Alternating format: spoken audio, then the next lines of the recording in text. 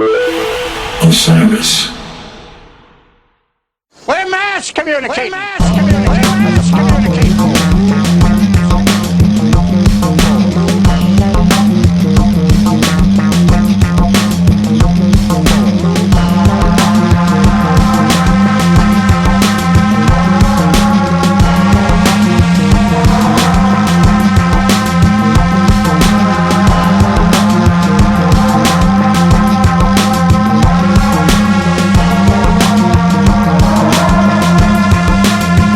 Welcome back to Touchdowns All Day. I am your host, Max Dawson, and we are continuing with our series of look-backs at Camp Home Again. On June 18th and 19th, 2025, the Disco Biscuits and their friends descended upon the Bearsville Theater in Woodstock, New York, to not only celebrate 30 years of the Disco Biscuits music and career, but also to provide you with some very unprecedented and unusual opportunities to get inside the creative process. On June 18th, Aaron Magner and I discussed the technology and philosophy behind Tractor Beam. On June 19th, before the show started, but after Alan's very excellent meditation workshop, I was joined by Coach Joey and my Touchdowns All Day co-host Jon Barber for a workshop during which we explored the Disco Biscuits songwriting processes. Now, we talked about Jamception. We talked about the collaborative approach that Barber has really leaned in on, not only collaborating with Barber, but collaborating with a variety of different songwriters, musicians, people like Alex Mazer, Nicholas Schmidl, and many others whose names you may or may not have heard discussed on this podcast. But we talked about how Jon brings ideas from his head to the stage. And we broke things down in a very granular way. And we even did a little bit of jamception in real time. And in fact, some of you participated as well. Some brave audience members took a stab at contributing their own improvised lyrics to a very interesting recent Disco Biscuits jam. I'm going to share with you the recording from this workshop, June 19th, 2025, but I will leave you with one small caveat. This is a very raw recording captured on stage by the Disco Biscuits front of house engineer Rich Hartraft. Very grateful to Rich for recording this for us, and very grateful to Matt Dwyer at Osiris Media for polishing it up for your consumption. We think that you will enjoy it. Please bear with the sound quality. The levels are a little all over the place, but we are endeavoring to make this as clean and enjoyable as possible because I think you will agree that the content is truly rewarding. So thank you for all of you who participated in the workshops. Thank you for listening to Touchdowns All Day. Enjoy this recording of the Songwriting Workshop.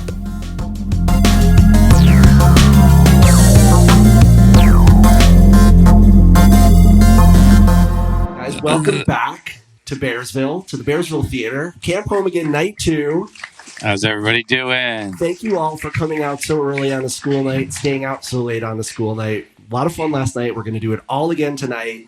Thank you to Alan for kicking things off again with another meditation session. And you guys for being so amazing and quiet and attentive and locked in. It's really crazy to see a big group of people like this meditating in unison, and all the credit to Alan for being such a great teacher. So today our subject is one of my favorite topics, and that is the creative process, and specifically the songwriting process. And I will introduce myself. I'm Max Dawson, the co-host of the Touchdowns All Day podcast with Jon Barber. And one thing that we like to talk about quite a lot on the podcast is the songwriting process. And as we all know, the Disco Biscuits have been experiencing a creative songwriting renaissance in the last few years. And it is not by accident. It is the result of a lot of hard work, everywhere, a lot of methodical work, and today we are going to talk about that work. So with us today, of course, is our fearless leader, Jon Barber. How's everybody today? You feeling all right? And our coach, Joey. Coach Joey!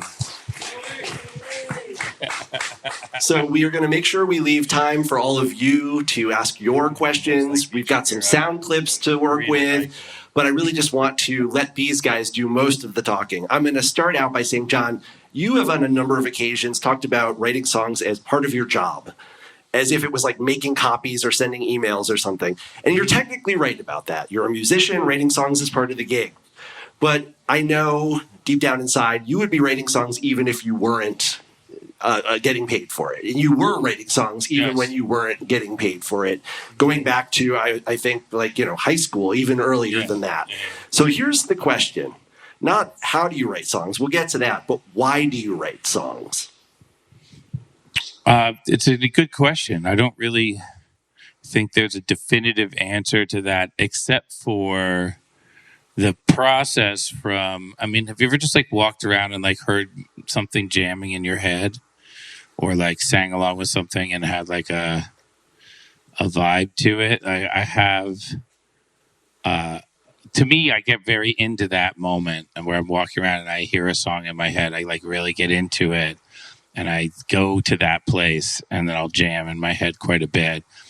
And then at some point in time, I will be like, oh, this is a song.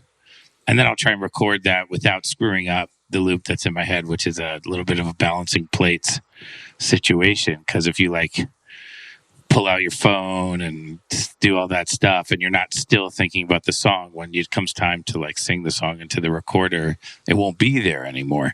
So you have to work quick and do that whole process. And I do that process automatically, just on a day-by-day basis. But I learned it. I learned it from a kid sitting with guitar, with my acoustic, the little tape recorder with those little mini tapes they used to have. So I learned that process from doing all that. I don't know why I ever started doing that, except for I do remember when I was 5 years old, I really, really loved Eddie Van Halen. I just loved those guitar solos when I was 5 years old. They were so magical and just over the top, wild and crazy. It was before I discovered Jimi Hendrix or Jerry Garcia or, stuff like that. And so maybe there was a seed planted at that very young age that doing things like that would be really fun and amazing. Joey, what about you? Well, I think Jon started alluding to it. The process of going from inception of an idea to the song is really an amazing process. And there's steps along the way, where it's idea to the first demo, and then the decision to actually make it into a song, and then you make it into the song, and the band's got to play it, and then hopefully it gets on a record. I would say lyrically, early on in my life, it was Guns N' Roses. I love Guns N' Roses. I loved Axl. I love the lyrics. Shocked was very much inspired by Night Train. If I think I did this on a podcast, but it's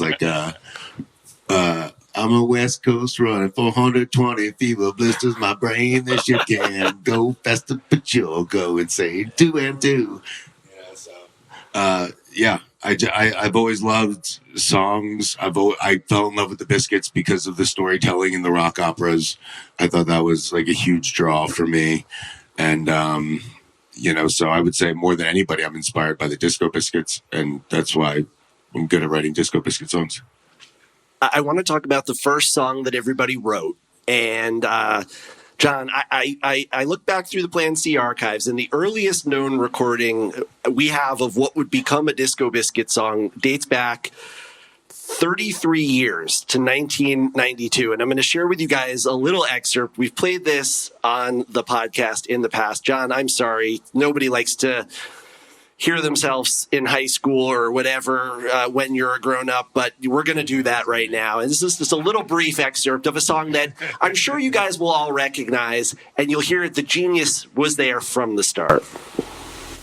Wow. How did you get there? That's right.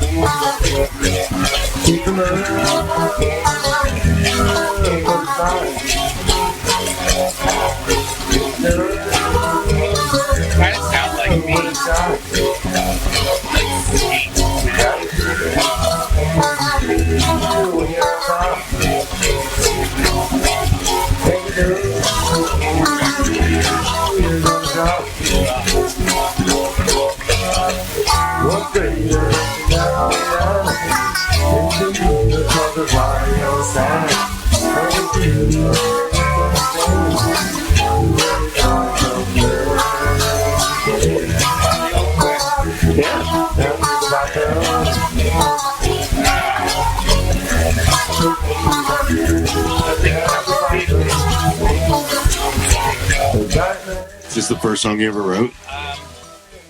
It's the one song that survived from my old recording tape deck. Obviously, there's no drums. I didn't even have drums, but there were other songs, but I couldn't find any of them. I also have Gates of Heaven from 1992, but that's an instrumental. We'll save that for another time. Was that 1992 that was recorded? That Down to the Bottom. So what would you have been in, middle school or high school or something at that point? I feel like when that song was written, I was 14, I think. Whoa. So something like that, yeah. Was that the first, or were there other earlier? No, there was stuff before that. I don't know where any of that stuff is. For some reason, Down to the Bottom survived. There were other songs. Was other that immediately in the Disco Biscuits catalog, in the earliest catalog, or did it come in later? Was that one of the first 5 songs you guys played? I don't know. It was early. It was early. Most of the first original Disco Biscuits compositions were by Mark Brownstein. He, for my understanding, the first Biscuits original we played on stage was Nughuffer, and Eduardo the Penguin right after that. But for the most part, you guys were a cover band at first until you started working in those originals. But back to the original question of when you started out writing, what were you mentioned Eddie Van Halen and those solos being an influence. Were you kind of trying to emulate Van Halen guitar parts, or were you writing songs with lyrics from the start? I think you were just writing songs with lyrics from the start. There wasn't that much Eddie Van Halen emulation. There isn't much in my style. Yeah. I'm not trying to do what he did ever. But when you were 14, were you? Not really. I used to play Eruption on the guitar. Everybody's got to know how to play Eruption. But, yeah, I don't know. It doesn't make it into my style that much, but I enjoy listening to it. I don't know what that was, but I enjoy listening to it a lot. They appreciate it for how fun it is to watch. But, yeah, a song like that, I just wrote that. I don't know I was just bored. And I had, a little 4-track recorder. So that was one of those recorders where you would put the guitar on one track, the other guitar on another track, the bass on the other track, and then you had one more track to put your vocal down, and then that was it. That was your song. Yes. And so I used to do that, and I used to there's tons of recordings for that unit. I just don't know where any of them are. We recorded countless Grateful Dead songs and tons of originals, and I made an album for a friend of mine in school who he wrote a bunch of songs, and we made an album together. We recorded his album. And so, yeah, there was a bunch of stuff. I just don't know where any of it is. It might be in a shoebox somewhere. I don't know how that survived. I really don't know. Would have been nice to have cloud storage back then. Yeah. It was like a shoebox in my mom's basement with all the tapes in it. Joey, your first songwriting foray was much more recent. Why don't you talk about the first song that you wrote? Another Plan of Attack. So now the extent of my songwriting was I had rewrote the lyrics to Ain't Nothing But a G Thing for a corporate rap event. And then, the idea of the space opera is what we came to first. And I didn't actually think anything was ever going to come of it. I thought we were going to talk about it, and then that was going to be it. But then I also I thought I was going to kind of give them this idea, and then they were going to write the space opera. But in the 3 weeks or so, after we first conceived the idea in September, I was just consumed with this story. I was thinking about the characters and who they were and what they were about. And I was in the car, driving in Denver, and I was thinking about the captain in the space opera, this character. He's the Billy Madison of space. He's this black sheep. And I was thinking about what he would be thinking right before he crashed his spaceship. And he would probably be thinking oh, I'm a victim. The universe has it against me. I'm always taking 2 steps forward, 3 steps back. And then that song by Paula Abdul popped into my head, Opposites Attract. And it was 2 steps forward, 3 steps back. And I was we'll never get you where you want to go. You need another plan of attack. Your ship is ready and your crew has your back. We're going to get you where you want to go. We need another plan of attack. And it all came to me just like that. And I pulled the car over And I was like, I think that's actually really good. And so I pulled out my phone, I recorded on the side of the road, and then I wrote a couple of other verses of which like maybe a couple of lines of that song, and the chorus obviously made it into the song. We changed it to Tripping Through Wormholes, and I think of the rest of the lyrics of that original verse, of the original verses, maybe like most of the second verse probably was in the song. But you know, they played at the Brooklyn Mirage in September 21, and I like pulled Barber backstage and I just like sang it to him a cappella, like in a corner.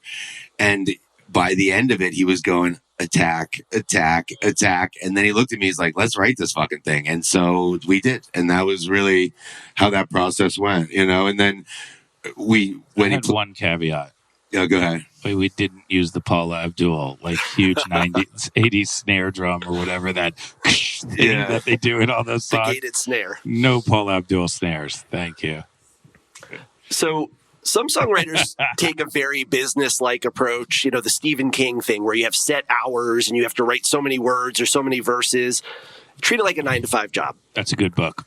And other people lean more toward inspiration and wait for the muse to speak to them and, you know, wake up from a dream and write down the song, or I guess on the side of the highway in Colorado. I want to know from you guys, how much of songwriting is inspiration and how much is it like technique and craft and hard work?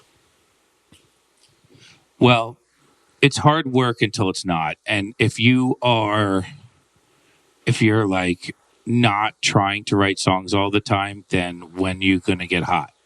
So you constantly have to be working and writing and thinking. And like, I do this thing now where like during set breaks and after shows, like I don't look at my phone anymore because that eats some inspiration time and it sucks. But you have to put yourself in a situation where you're bored, because songwriting comes from boredom, and it doesn't come from pain as much as it comes from boredom. You have to, you know, you can be in pain, you can sit down and write a song, but if you're too busy, you won't get around to it. But you have to be like sitting around, and I find that little exercises like jamming along with Paula Abdul or whatever in your brain, sometimes they don't work out, sometimes they do, but you only need them to work out like every once in a while. Like you don't need it to work out every single time. It's kind of like one of those things where like if you do like little, like if you like work out or something, I don't know what the right metaphor is, but if you chip away at something on a day-to-day basis, you start to like do more of it and do bigger things. And, you know, whether it's working out or writing songs or, you know, playing video games or whatever it is. And, you know, songwriting requires that pretty much. If you want to write more than like one or two songs, it requires that.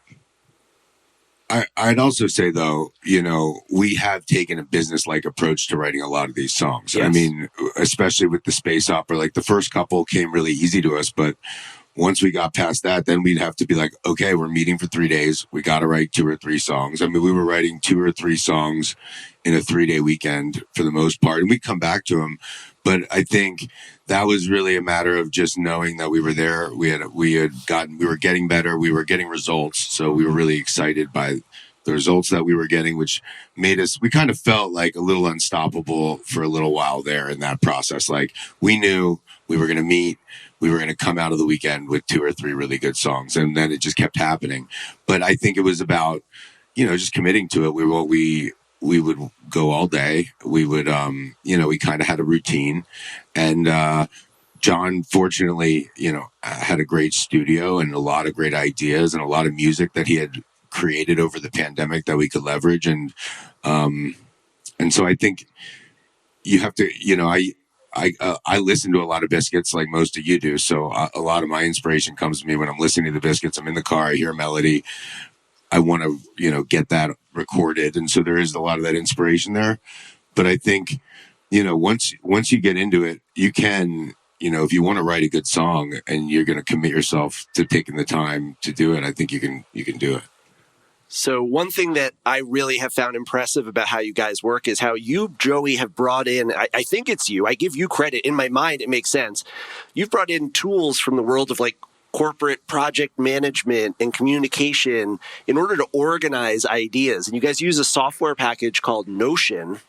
And I know, Jon, you're a big adherent of that. And I know you have a background in startups and coding and stuff like that. These guys turned me on to this software that they use in order to collaborate. Can you talk a little bit about what Notion is and how you use it in your process? Anything would work. Google Doc. Anything where you just have to have the lyrics somewhere where you can erase a line and add a line. That's all. Paper works fine. I don't even think we don't spend that much time in Notion. I think Notion is better for set lists, honestly, and like band operation stuff. Podcasting. Songwriting, I mean, when we're in the studio, like we have notebooks. Like, well, you use a computer, right? I don't use a notebook. I only use a computer. Yeah. I'm old school. I still write everything down when I'm writing lyrics. I'm used to using a pen, so I can't write lyrics on a phone. You had sent me a Post-it note. I think a picture of a Post-it note that had the line "Ring the doorbell twice" on it. It was 4 lines, of which the 3 other lines I don't remember, but one of the lines was "Ring the doorbell twice." They were good, and he just like sent it to me. And then I put it in Notion and like with a label that said "Ring the doorbell twice," and I attached the picture to it, and then forgot about it. And then we started writing that song, and the line that we had was "Looks like we got it right." And we started like kind of going through the other ones, and I just remembered the Post-it note, and I was like, "Looks like we got it right. Ring the doorbell twice." And then I was like, "Jon," I was like, "I think we can use "Ring the doorbell twice" here." And he's like, "We can use "Ring the doorbell twice" here? I was like, "Yeah, I think we can." He's like, "I've been wanting to use "Ring the doorbell twice" in something." I was like, "I know, you sent me the Post-it note." He's like, "I did?" I was like, "Yeah." He's like, "Oh, great." So now there's "Ring the doorbell twice." Funny twist to that story is there was an audio file which was supposed to go with the "Ring the doorbell twice" Post-it note, which has the music for "Ring the doorbell twice" on it.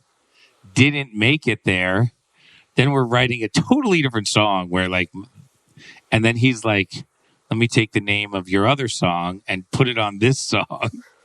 And of course, and in that situation, you might want to say no, but you have to say yes in that situation.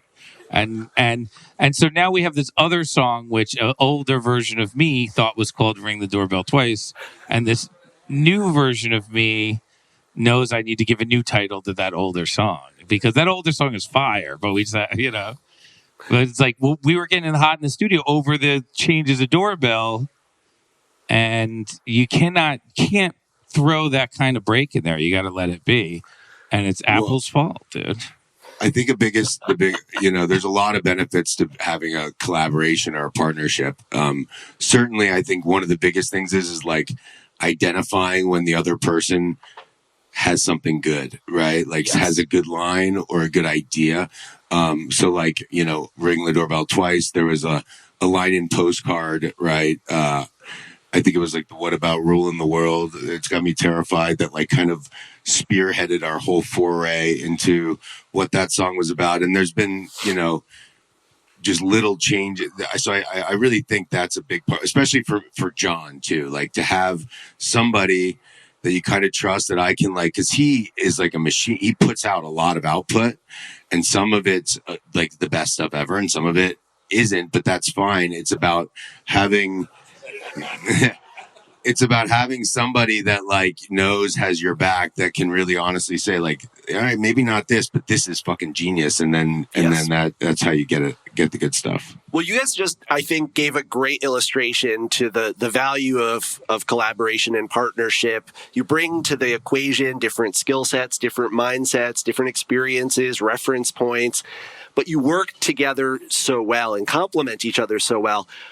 What are the sort of techniques you use to get through roadblocks or impasses? I know you guys practice the yes and method very often, but there are going to be times when maybe Joey likes a word and Jon doesn't like a word, or, should we have a verse here or a chorus? Or how do you get through those situations when you don't see eye to eye? I think sometimes we let things ride that you might not agree with what the other person really likes. That happens a lot. Sometimes the music of the first verse and the music of the second verse will be different, but you really want to just pick one. You have to have a certain amount. Like there was this one song that we wrote that was like, we thought it was the greatest thing in the world. We got some pizza. We came back and realized it was maybe the worst thing in the world. And so like, you got to have a perspective of it that it's, you're not like, it's hard to, you're never 100% in any category. I guess the right way to say it is like, you might love what you're thinking right now, but you could very easily wake up tomorrow and be like, that's total trash. So you have to kind of have that. If you're like, we don't have that many disagreements because I think we both kind of look at it that way.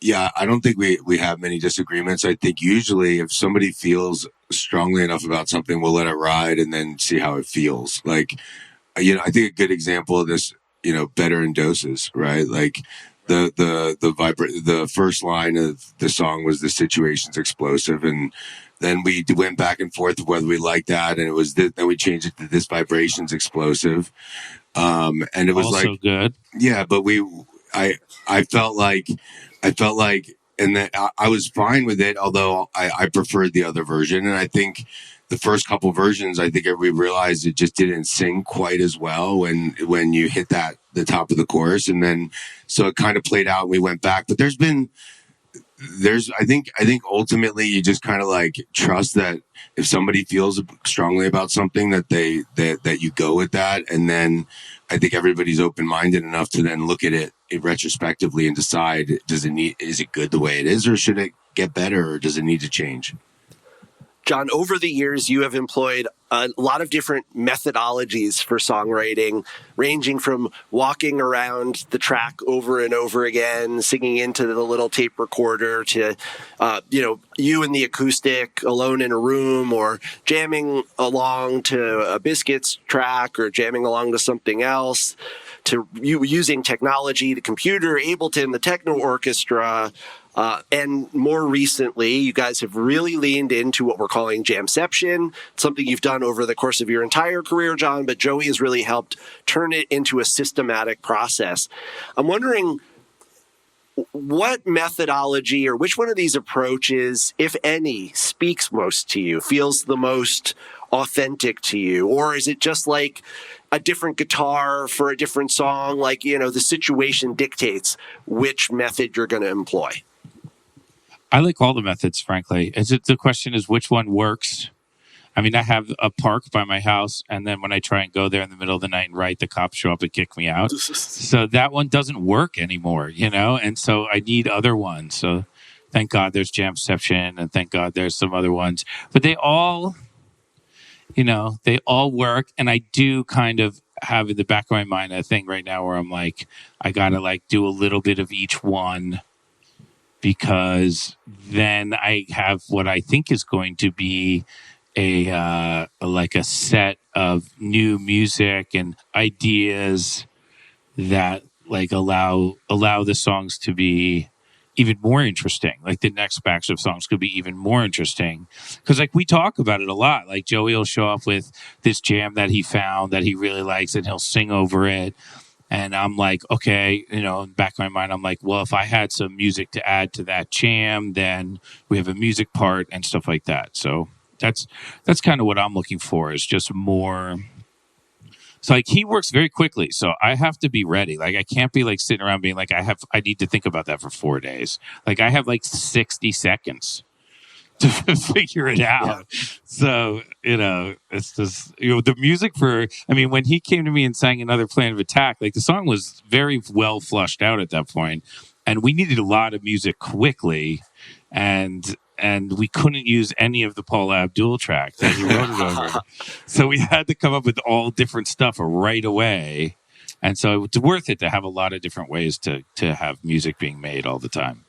Yeah, I mean, look, I can't write the music, right? I can just write the lyrics. For me, if they, when he sent me loops, we've written over loops. Country Royale came from a loop that he had sent me a list of 10 loops.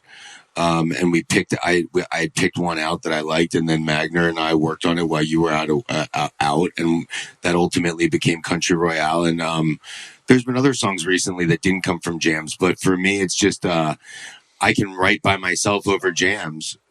But I wrote Scars over a jam, and then that gave me the lyric, right? Because like what I can do with a jam. Yeah, I can write over I can hear the jam. And then the other nice thing about the jams is you have all the members of the band's parts. So you can get that to become a song relatively quickly. But for me, it's more, it gives me structure to write over. And so many times there are situations like Firewall Exchange, the original version of Firewall Exchange was written over the Nug Shocker from Bisco Land. But then ultimately the song got written over the jam from the bassist Times Square. So yeah, but the lyrics, like the lyrics that became that song were from because it's really just about me having something that can get me to hear melodies and rhyme schemes and to write over, and then that can be applied to music they write. It could be applied to a jam, a different jam. It could be applied to a different methodology.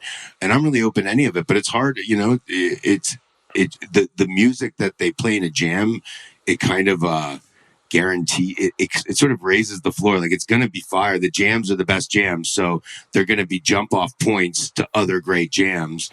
And the thesis is like, you play a jam once and you get this great moment.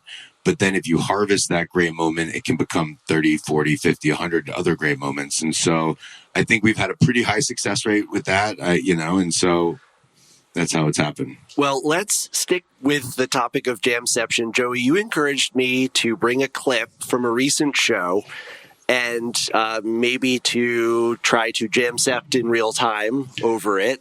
No pressure here, anybody. And I guess we could open. Yeah, I want the crowd to raise their hand if they want to try to jamcept, and we'll pass the mic around, and we'll play this jam, and you can freestyle over a little bit, and then if there's something that's good, we'll try to make a song out of it. Why not? We have a contract waiting. Amin has the legal paperwork. We'll give your ass writing points on it for sure. All right. Yes. Amin, do you have the mic? Yes. Okay, would you like to sing first? Huh? Is it on a loop? It's not on a loop. It's just the jam. How long is it? I have like 5 minutes of it. Can you make a loop for that? Can you make a loop? I don't know. Oh, it's 5 minutes. It's 5 minutes. So everybody gets like 30 seconds to cook, and then if you're cooking, we'll give you more time. Okay, so just to set things up, we played this on Touchdowns All Day the other day. This is the little segment at the end of Shimmy from the Raleigh show on June 10th. This is the Shimmy into Confrontation. So what do we want them to do? Do we show them what it is first? All right, so let me just say, this part of the process is absurd. Okay? Very absurd. Very strange, but it works.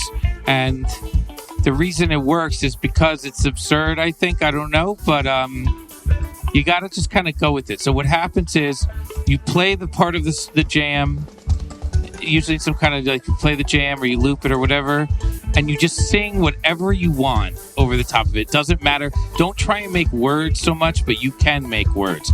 You could not make words. You can make words. You can do this, do that. Doesn't matter. We record what you do while you're doing it. You don't think about that, okay? Just sing your thing as great as it is.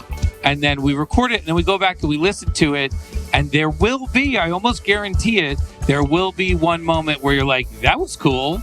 And then you cut all the other stuff out and throw it away forever. And you keep the that is cool moment. And that is, and it's absurd, but it works.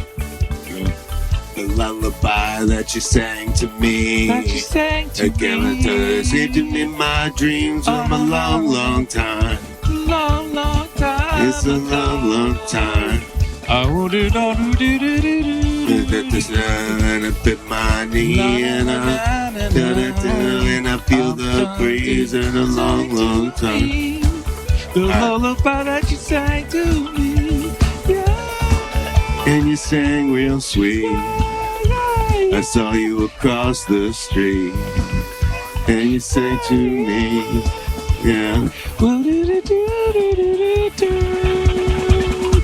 When I went out to the streets, burning a ball and you came to me. Right. So anyways, so like this is an example, right? And there might have been something good that came from that. There might not have been something good from it, but we'll do that for a while. Yeah, that was short. And we'll record it, and then eventually somebody will say something that will be like, okay, like Trapdoor, for instance, when we came, like one of us, came to I spread my wings and I fly away, but you fly too close to the sun. And then like it starts to, then you kind of like look at each other like, okay, that was, so then you start repeating the thing that you like, and then you start building off of that. So it's sort of like, it's okay to say a bunch of dumb shit that nobody's ever going to hear again, right? And it's just a matter of paying attention to when that good thing is going to pop up and grabbing a hold of that. So who wants to try? Should we give somebody a shot? Is anybody feeling brave? All right, I see a hand. I can't see who it is, but Amin will come over to you. We'll cue the track. All right, I'll have my recorder going here. So if there's anything good, we won't. Yeah, we'll. All right, we'll figure it out. What's your name first? I'm Jack. Hey, Jack. How's it going? Good. Can't sing well, but say some words. Do you want me to jam with you, or do you want to go solo? Good singers only allowed to participate. Yeah, this is a Disco Biscuits. Right? What was I thinking? Come on, man. All right, Jack, you ready? Yep.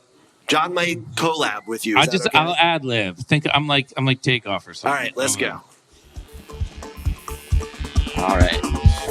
Feel like I'm going out of my mind another time. Spirit swirling free when you dance with me. Gonna step behind reality. Gonna swirl free, you and me. And I go out of my mind for another time. And I go out of my mind for another time. Spirit set free, dance with me. Light shining down, I'm lost in it. Beat goes on and on and on. Swirling in another time. Reality inside me, going free, hearing free. Spirit swirls. All right. Fade you out, Jack. Everybody. Good job. Big round of applause. That was awesome. There was something there about, he said something about the beat, and then it was swirl. I thought he was going to say swirl in the wind. He didn't, but I thought swirling in the wind would have been good if that's what you would have said. So, but that's how it goes. Like you say, you have to say something, and then it becomes a line. Right. And had we been doing that exercise for real, I would have been like, swirling in the wind, let's do that. And then we would have gone from there. So that was cool. I did like that line. All right, who else wants to try it? Anybody else? Somebody else. Yeah. There we go. There we go. All right. You might as well. This is your shot. Just don't say anything that you could be canceled for. Got it. What's your name? Andrew. Andrew, you ready? Yeah. All right. Do it. Andrew, 3, 2, 1. Speaker crash, noxious gas. I'm gone to the past. Down a bomb. Do you wanna do? Do you wanna see? Noxious gas and a beaker crash. I burn it down to the past, and you ran from me. You ran from me, and you ran from me. And you ran. And you go, and you go away. And you ran from me. Never come back this way, but you ran from me. And you ran from me. Don't know where to go, but I know that you and me will show.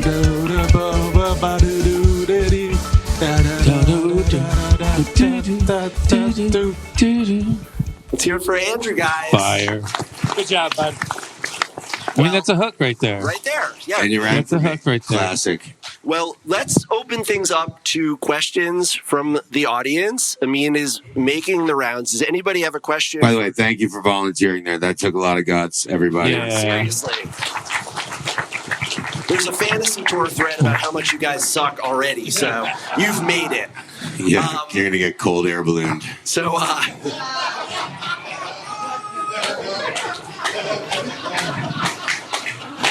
That's the best joke all night. Very good. He liked it. He liked it. I got a question. Yes, please. How do you know when you finish the song? Like when it's finished? It's a good question. It never is, right? We are not good at finishing our songs as far as people go. We're always changing. Like the other night we played Scars and I moved one line from one verse to the other line to the other verse, and now I think it's done. I think you run out of like things that you want to change. Maybe, I don't know. Yeah, What do you think? I think the thing that's different about the Biscuits than most, I think, historically people write a song and that's just the song and it gets played that way forever. And I think it's usually 5 to 10 plays. Honestly, I think by the 10th play, rarely is there any more tinkering at that point. I think generally the song's pretty much fixed in by then, but it's several times with the band playing it, so you can kind of hear it, figure out what parts really work. And sometimes you have things that just happen in a play that you didn't think of, that then the song's better. Like even Mark playing the keyboard bass in Firewall Exchange. Now he might go back to the bass. That's not necessarily like how he's going to play it every time, but sometimes it's like, oh wow, that song actually sounded really good with the keyboard bass. Maybe the song should be played with that way, right? And that was probably the 20th time the song was played. So, I guess done is relative. They never finish songs. Yeah. Well, when we're in the studio and we're making a demo, when you can get all the way through the song and it's not boring, you're kind of done in a way, because you do have to move to another song. Like we have to, if we're together and we're in the studio, like we can't just do one song. Like we have to do 4 songs.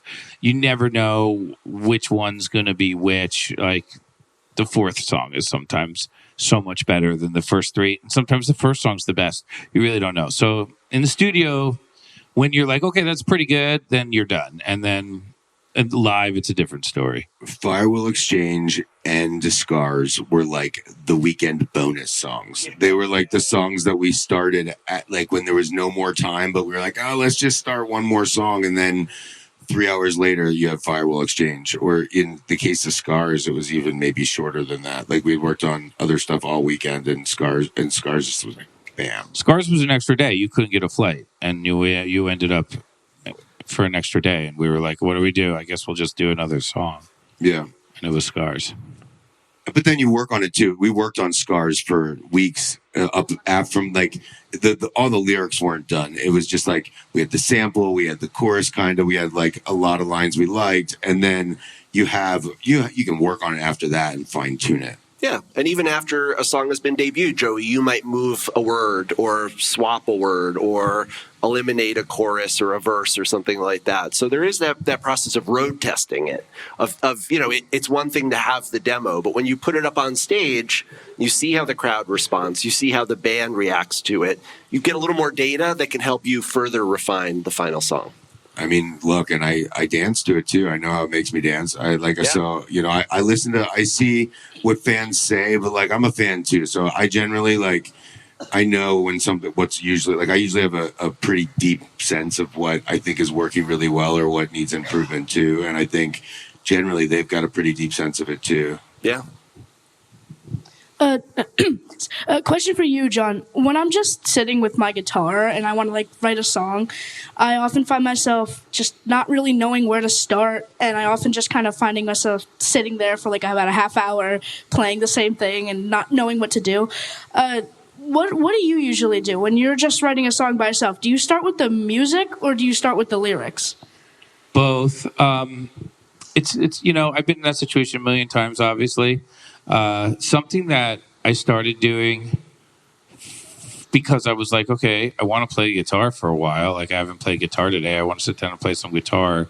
But I'm also supposed to write songs, so I have a job to do. So what I would do is I would just record. I would play the guitar for in a really long amount of time, like a half hour, which is without stopping, which is a long time to just sit by yourself and play a guitar. It's a whole TV show. And it's a long time. So you will go and like let yourself go to as many different places as you can go. And if you like something, jam on it a little bit and then go somewhere else and then jam on that and then go somewhere else and jam on that. And then I would record those into a little tape deck at the time. I had the little mini tape player. And then I would go back and listen to that. And I would just have guitar licks. Like you pick the best moments out of a half an hour of just whatever. But there's 30 seconds of great stuff in there. No matter how good you are at an instrument, no matter how good you are at anything, there's going to be 30 seconds in there that you're like, I love that. I remember when I was a little kid, I was like screwing with the keyboard and I hit the pitch bend and I happened to be recording and I went back and listened to it. And the moment where I hit the pitch bend with like my elbow was the coolest part of the song because it just went whang in the middle, and I was like, "That's so great!" And so it's like whatever gets you excited. Like you have a half an hour, you just play your guitar, record it on a voice memo or something, and then go back and listen to it and like find one moment that you really really like, cut that moment out, and then use that as and try and make a song with just that one moment and see how far you get. So just like persevere for a while until you can pick out the good parts and just, yeah. Yeah, I mean, look, it's all perseverance. Music, it's all perseverance. It's all boredom and perseverance. That's like what it is. Yeah. And then, but it's the kind of job where, you know, I feel like there's something amazing about just like communing with the music gods on a day-to-day basis is pretty special. But yeah, there is songwriting, perseverance and songwriting go hand in hand. It is. I used to have this thing when I was young where I wouldn't let myself go to sleep until the song was done. And I don't know if that was necessarily good because most of your songs are getting finished at 4 a.m. while you're exhausted. But, you know, it's there. It's part of it. Songwriting is hard. You have to be inspired. You have to be excited. I feel like the ideas that we have for songwriting now are all based around let's get something exciting and then let's try and add things to it as quick as possible that get us to some kind of goal. And then when it stops being exciting, we'll go get pizza and we'll come back. And then if we're done, we wrap it up, we move on to something else. It's new, it's exciting. It's true. Like, so if we start to drag, like you can feel it in there, the energy, like when we're cooking, you know, and we're in the middle of writing the deal. Honestly, the first day we wrote the deal, it was a completely different song. And we were kind of dragging we were kind of like, what is this song? It was like not, there were some things we liked about it, but it wasn't working. And then we were just like, let's just wrap it up. I think we worked on something else. We went to bed. We woke up the next day. We decided let's take a different approach to this song, and then the deal that you know today came from that second day, and we threw out a lot of other stuff to get there. And I like to use a term to your private. I use this with the band all the time, but I like the term. It's a poker term. Say manufacture your own luck, right? And it's like, yes, you don't know when lightning's going to strike, but if you're not writing, it's never going to strike, right? Like we've actually found cool parts of songs that were like Ableton defects. Like Ableton made like a weird noise, and then we're like, that noise is cool, and we put it in a song. So I just think you never know when you're going to get that beautiful thing. So just write and don't be worried about it, and try to find it. Yeah, it's weird. When I was your age, I don't know how old you are, but when I was the same size as you, I had these little tapes of me playing guitar for just hours on end, and I would go back and I would listen to them and I would pick out the best parts. And all those, like the Bizarre Escape guitar licks, the diddly diddly diddly diddly diddly diddly. I didn't write that for Bizarre Escape. I played that, picked it out, and inserted it into Bizarre Escape. And that song I had so many Indian licks that I was able to write Bizarre Escape. Wow. None of those licks were written together. They were all constructed together. So there's a lot to that. Like record yourself when you're just playing around, and then be a librarian and catalog your stuff, catalog your moments, put them into folders, then have folders of moments. Then you listen to all those moments. And then you, like, when somebody comes over and they have a lyrical idea, you can think, oh, I have that moment. You can match the moment to the idea, another Plan of Attack. You know what I mean? And Plan of Attack, One Chance to Save the World, Twisted in the Road, Shocked, Who's in Charge, and maybe at least one other one out of that first bunch were all things that he had worked on at some point in time before we had started the project. Put it in a folder somewhere. Freeze. Put it in a folder. Oh, yeah. And then once we had kind of started like, okay, let's do this, I went to his house and we just had a whole weekend. We didn't write. Well, we laid down some freestyles that became another Plan of Attack and One Chance to Save the World. But the whole weekend was just us listening to just so many things that he had on his computer and then picking out like the best ones and saying, hey, this makes sense for when, you know, they're going to do this and this makes sense for when they're going to do this. So, and that was just stuff that had we not done this project, maybe that would have never gotten used or maybe it would have, but the fact was he had decided to write it at one point and then it became these songs. Well, yeah, that was the whole thing. It was like, I had so much music. At some point you have so many little folders of things that are great that you have to do the next step, which is how do I put this into some kind of material? And then you got to write lyrics, and it's a whole nother game. Or you can just have Joey write the lyrics for you, which is awesome. Just connect with Joey after the show. I feel like the mic moved around, or Amin has the mic. Are you doing the thing? I just had a quick one with regard to a lot of people talking about lyrics, and what about instrumentals like M1, and where do they come from, or when do you find that a piece of music is so fucking sick that it doesn't need any lyrics? Like, I mean, it happens. I feel like you can always write lyrics over something. Like you can always. I mean, they even do a thing now where they take a song and they remove the old lyrics and they write new lyrics over it. So you can pretty much put lyrics over everything. Is something going to be a great instrumental? Yeah, I mean, anything can be an instrumental. I was a big person. I was really into the release of the Revolution of Motion instrumentals because I love it as an instrumental album, and I just think do you want which Revolution of Motion do you listen to? The instrumental one or the lyrical one? Like I go back and forth, but I think they're both good. So yeah, I will say so many of the melodies in those songs come from the lyrical melodies too. You know, like the writing the lyrics produces a lot of the guitar lines or a lot of the ways that the music flows that wouldn't have been there. I mean, the songs from when they were his songs to when now makes a great instrumental song or a great tractor beam song even, you know, is also because it was a fully formed song that I think gives it a lot of soul too. He generally, I've suggested, honestly, if it were up to me, the Doorbell Jam probably would have just been a jam. I was like, we don't need to write lyrics for this. It's so good. And you're like, we're writing lyrics for it. Yeah. And so then it became By the time Muda? Yeah. Any other questions? Gus? Yeah, I was curious. I know a lot of the Jamception songs come out of like someone will send you a suggestion or you're probably out golfing and you hear the jam. How often does it happen that, you know, you're either up on stage rocking out and you're like, oh my God, this is a song, or you're, you know, down dancing, you're like, oh my God, this is a song, like in real time, like in the moment? Because I know a lot of times while you're at the show, it sounds different, like when you go back and listen to it. Like how often, or is there an example of like during the show, you're like, holy shit, we got to write this, and like as a song come out of that, like pretty much immediately where you're like, this is it? I wish I had, like, the problem is when you walk off stage after a set, you like don't remember anything that you thought of during the actual set.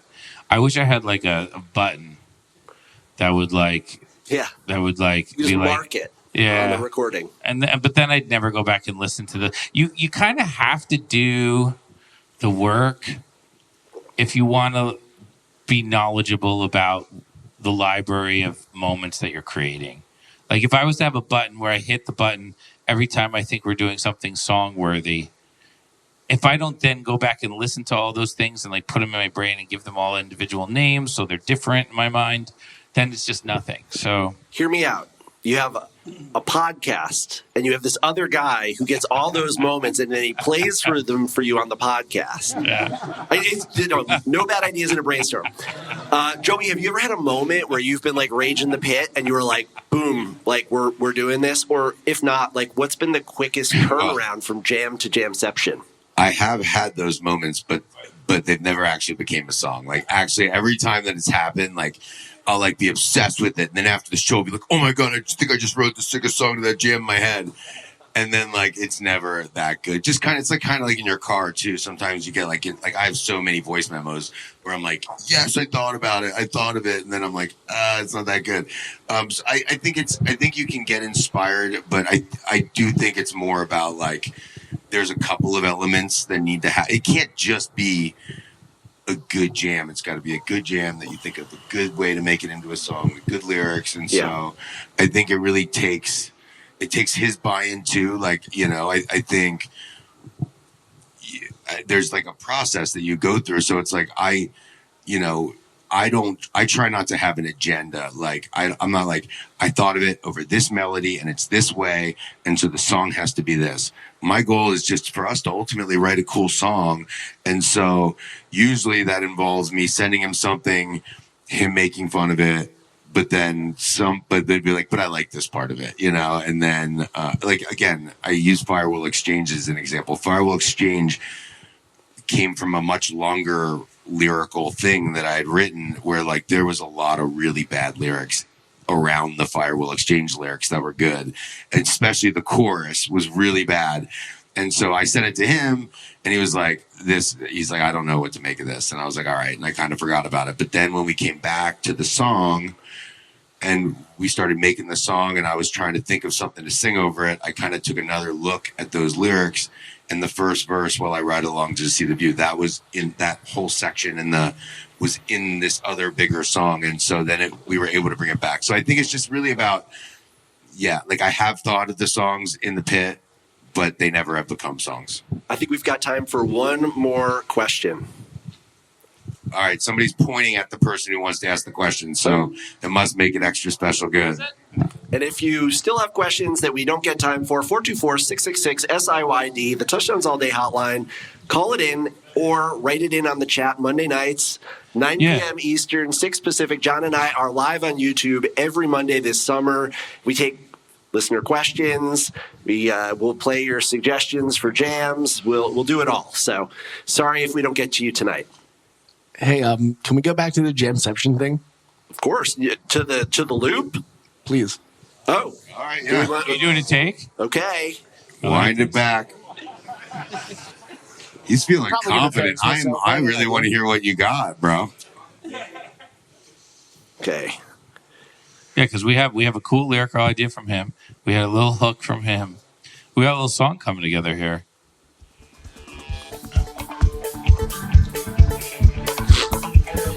Keep moving forward, don't look back. Keep moving forward, you can never go back. Keep moving forward, the path is clear. Keep moving forward, your future is near.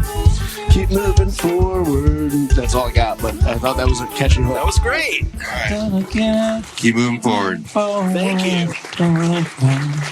So it's like the end of the jam. You want to hit something like that, Yeah, it was right? like kind of chorusy, but it was stuck in my head. Yeah. Nice. I like that. I mean, that's how it's done right there. I'm going to ask you guys one last question to round things out, and this is something that I've always wondered. With the Disco Biscuits, I think I'm paraphrasing Mark. I think Andy Bernstein originally shared this quote with me, which is, there are no big songs, there are just some less big songs. Andy, did I get that right? It was Brownstein. I asked him what are the really big Biscuit songs, and he said there are a few small songs. Yes. So not every song is going to be a basis or a dribble and produce 35-minute versions and intense jams every time. But do you write every song with the intention that every song could be that major jam vehicle? Or do you ever sit down and write a song and say, this one's going to be great, 5 minutes, encore, clean in, clean out, and we don't have to worry about it? I think that the ones that have jam vehicle potential when you're playing the song, like when you're making the song and you're playing the song, you end up jamming for 30 minutes by mistake. And then you're like, oh, that's pretty good. And then sometimes they don't have that. They don't, sometimes they're either hard to jam on or the changes don't quite make that kind of thing happen. And that it can be very tough. Like when we made To Be Continued, Aaron wrote the opening vocal line while I think we were eating upstairs, and we came back down and he was like, look what I did. And it was this thing. And then we made that song 3 different ways by bringing this jam in that we wanted from New York and then doing the tempo mash and then trying this techno orchestra out and this. But at the end, after a while, I was just like, what are we even doing? Like, we're just making the same song over and over again because it's fun. And then we were like, we just have to pick one of these versions and call it the version, because we had just jammed. We wasted the whole night just making the song over and over and over again from scratch. I'd be like, no, we got to start from scratch. Let's start with this part, and let's start from this part, and then we'd end up with the same song. Well, there was a lot of back and forth over whether to do a jam for that song, and I thought, I was like, look, we got to end on a good note. It's got to be a big ending. And I wanted it to like have that like biscuitsy ethos in it. And so I thought, this jam that Harrison had recommended was perfect for it. What was the original question? Actually, would you write a song and say, this is going to be a monster, a big jam vehicle? No, but I think it's important to sometimes like look at certain songs and understand their strengths. I think like By the Time, for instance, right? I think By the Time is best served as a tight composition. Like it's sweet in and out, and then you can get that like dark techno jam at the end of it after the songs afterwards, and a complement like Stars in the Sky is a similar type song. Like I don't think you need to extend some of the type 1 compositional jamming within those types of songs sometimes, and you can get really great in and out jams, and that's how you get Doorbell. So I think there are songs like that, or Postcard, or maybe even Scars to some degree, but Postcard, By the Time, it's like you want to place them in the right place in the set where people will appreciate the type of song they are, but they can then you play it into a 2001, or then you play it into the end like Run Like Hell, you play it into the end of Buddha, and you really get that juxtaposition between that different type of style, Well, guys, let's leave it there. Thank you all so much for being such a great audience. Thank you to the Jamception participants. Thank you for all the great questions. And most of all, thank you to Jon and Joey. At the beginning of this, I said, why do you write songs? And I know one reason why Joey writes songs. He writes songs because he loves the Disco Biscuits, and he wants to go to Disco Biscuit shows for as long as possible. And he knows that one way to do that is to keep writing songs that gets this guy and the other 3 guys excited. And he's done a fantastic job of that. Big round of applause for Joey. Oh, thank you. Thank you, guys. And I learned everything from this guy. So big round of applause for Barber here. Thank you. Thank you all for coming to our event. We really appreciate it. Yeah, thanks everyone. That was a lot of fun, and thanks a lot for the participants in this songwriting. Yeah, great job, everybody. Great job. We're mass communicating.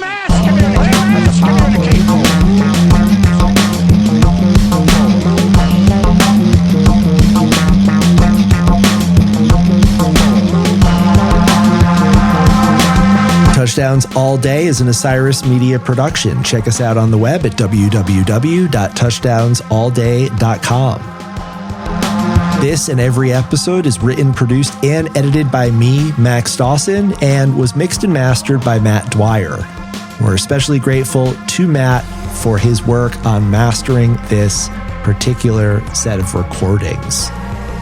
Barber and I would love to hear from you. 424-666-SIYD, the number to call, the Touchdowns All Day hotline. Leave us a voicemail with a question or comment, or you can reach Jon at Barber Shreds, me at FY Maxwell. The show is at TDAD Baby on X, at Touchdowns All Day on Instagram. But most important of all, please like and subscribe to our YouTube channel. Jon and I are going live every Monday, 6 p.m. Pacific, 9 Eastern. on YouTube and Instagram, chopping it up with you, the Touchdowns All Day community, bringing out some of our friends, bringing out some of your friends. And we would love nothing more than for you to join us on our next live Touchdowns All Day. This and every episode of Touchdowns All Day would not be possible without the contributions of many, including the Disco Biscuits Road Crew. Especially big shout out to Rich Hartraft for not only making the band sound great, but for capturing the recording you heard in this episode. Also Ben, Nick, Brian, Dane, Amin, Herm, and Tara. Of course, I'd like to thank the band themselves, Mark, Aaron, John, and Alan, Ben Baruch and Andrew Kaplan at 1111 Management, the advisory committee, Bazzani, Walsh, Cook, McClintock, Goldberg, Stern, Rayonix, Cletus Politis, coaches Joey and Steve, and extra special thanks to my partner Avery. On behalf of Jon Barber and the entire Touchdowns All Day family, this is Max Dawson saying see you next time.